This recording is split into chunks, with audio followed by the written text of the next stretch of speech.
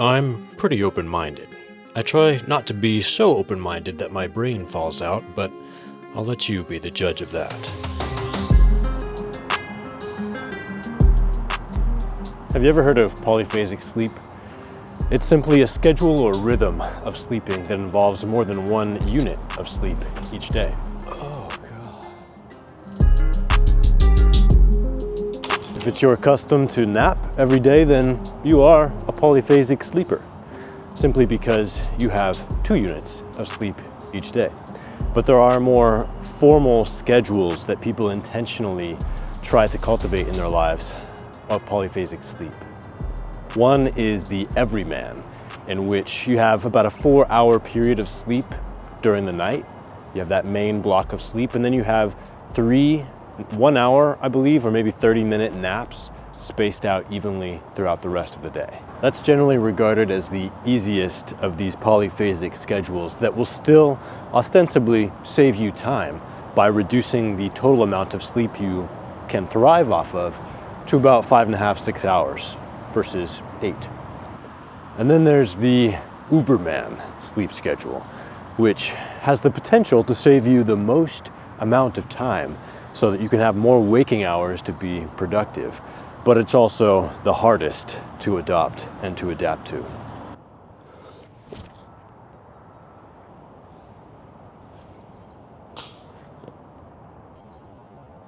How did that not go in? That didn't. On the Überman sleep schedule, you take a 20 to 30 minute nap every 4 hours forever. Like, that's it. That's a total of about 2 hours of sleep each day. It's fucking metal.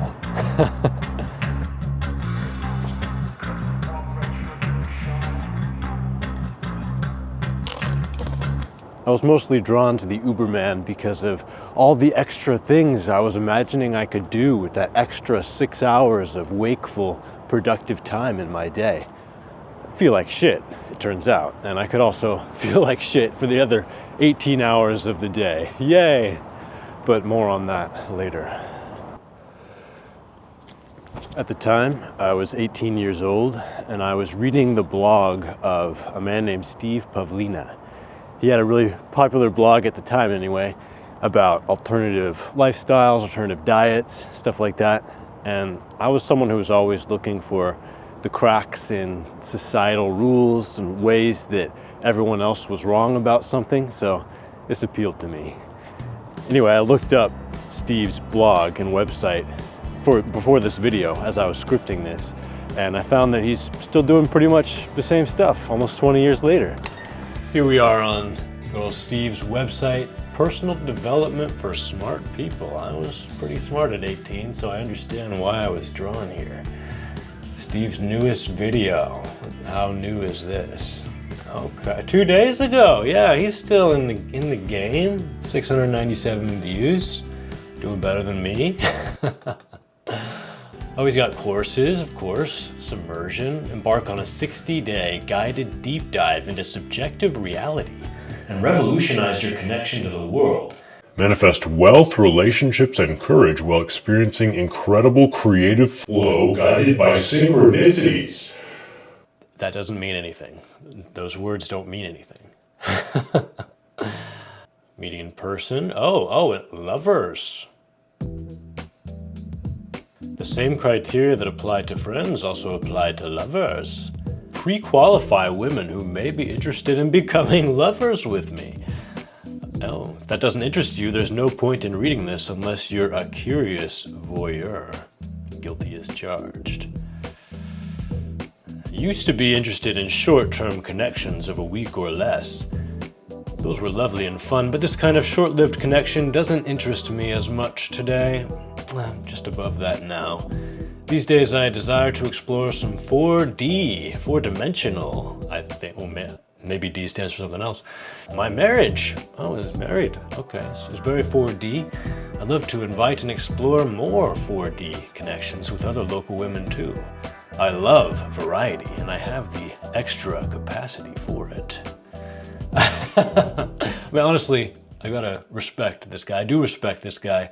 I respect that he's been so consistent in what he does. He seems like kind of an old school hippie who who got in on the online blog craze early on, and he's still riding that wave. It seems like maybe the wave has passed him by a little bit, but he's still grinding. He's still making content.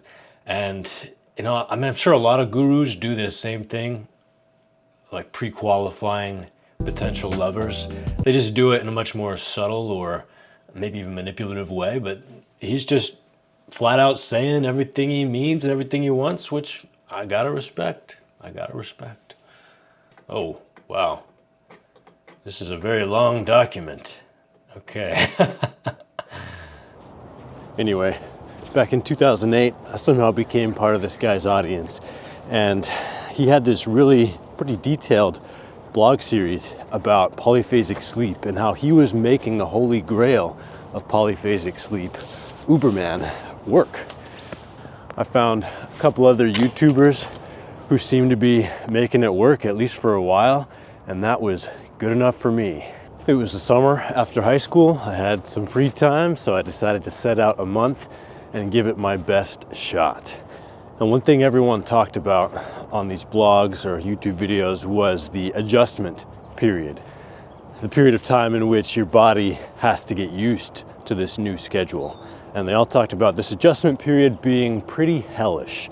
But if you can get through that period, then your body adapts. It's able to drop directly into REM sleep as soon as you start any of your 20-minute naps. And those 20-minute naps start to feel like 2 or 3 hour chunks of sleep, and you wake up feeling refreshed and ready to keep at it and keep grinding, keep doing whatever is so valuable with your time that you need another 6 hours a day to do it.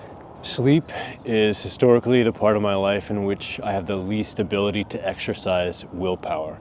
I had a tendency to stay up really late, reading or doing whatever else I was interested in, and then wake up really late. Despite my best intentions to get up at a particular time, I would just snooze the alarm and not even remember I had done it, or sleep right through the alarm, or consciously, semi-consciously make the choice just to go back to sleep because that sounded so much better than getting up. But I believed I could do this, and I believed that if I could do this, I could finally stop feeling bad about myself for my sleep habits, because I would be so much superior to everyone around me. I was only sleeping 2 hours a day. It was hard. It was really hard.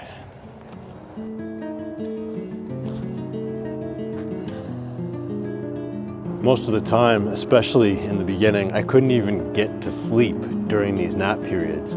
I wasn't used to falling asleep that quickly when I was sleeping just once each day for about 8 hours. That wasn't such a big deal. I could, toss and turn a little bit. I could think about things, process my day for half an hour before falling asleep. But if I was trying to fall asleep, 6 times a day, for only 20 or 30 minutes each time, that does not work. And my body and brain never really fully adjusted to falling asleep that quickly. Sounds like either a pack of dogs or a pack of women howling over there. I hope it's women.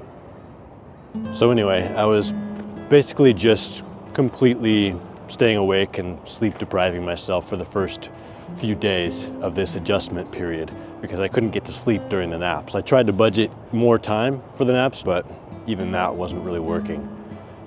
Another thing people talk about who have done this is that you feel like you're living in a separate reality to everyone else, because there's no separation between the days like there is if you have a big block of sleep at night. You wake up from that big block of sleep and it's like, okay, fresh new day. But if you're just taking a 20-minute nap every 4 hours, you never have that separation, and you're living like on a separate plane of existence to everyone else. And it can be lonely, for sure, and it can feel strange, and I was definitely feeling those things. Now earlier, I told you how I always had difficulty waking up for an alarm. And now I was forcing myself to do that, to go through that trial 6 times a day instead of just once per day.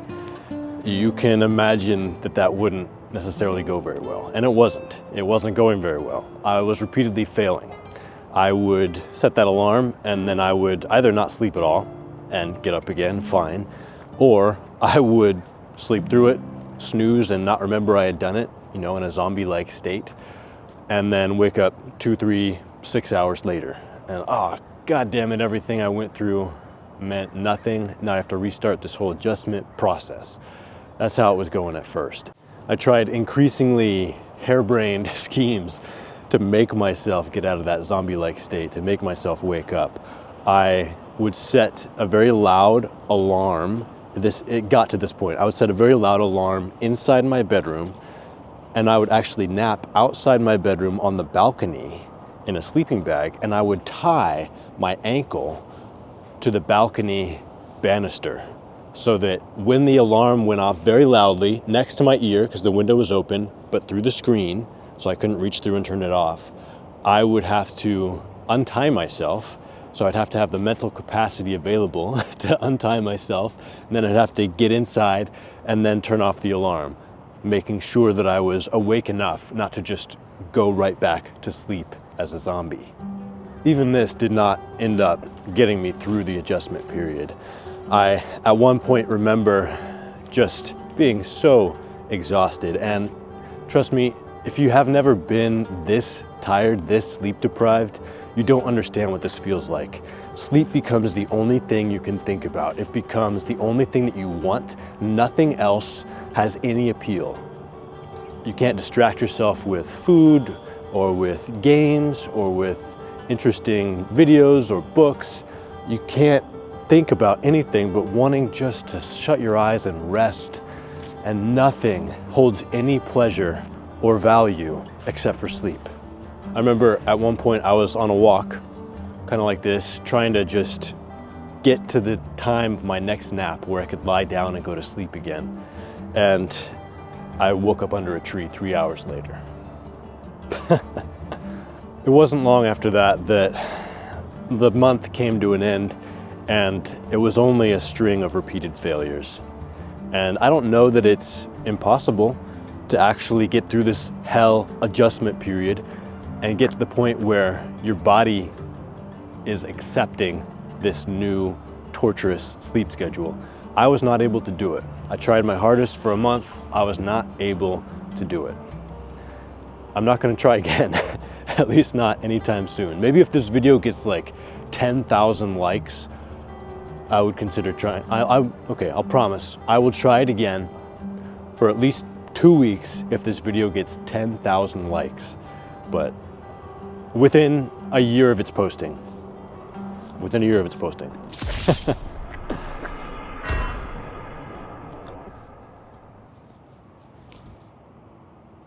I did have one powerful realization during this time, which is that the main reason I wanted 6 extra hours in my day was because I wasn't using my time very effectively. And so I needed more time, or wanted more time, in order to keep being able to accomplish what I needed to without actually doing the work to become more efficient with my time. But what's the point of getting more time if you're not going to use it effectively? So I decided to focus on that instead. And eventually, not right after, but eventually, I also realized that as long as I didn't need to get up for a certain thing like work, I shouldn't be shaming myself about my own sleep habits. And it doesn't really matter if I go to bed late, wake up late, as long as I'm maximizing the waking hours that I have, I still have the same amount of time and the same amount of potential as someone who goes to bed at 9 and gets up at 5. That was not very good.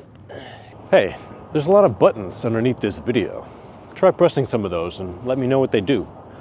Also, if you want to be my lover, well, you're gonna have to move on. Sorry, because I'm taken. Except for you, baby. If you're watching this, I love you.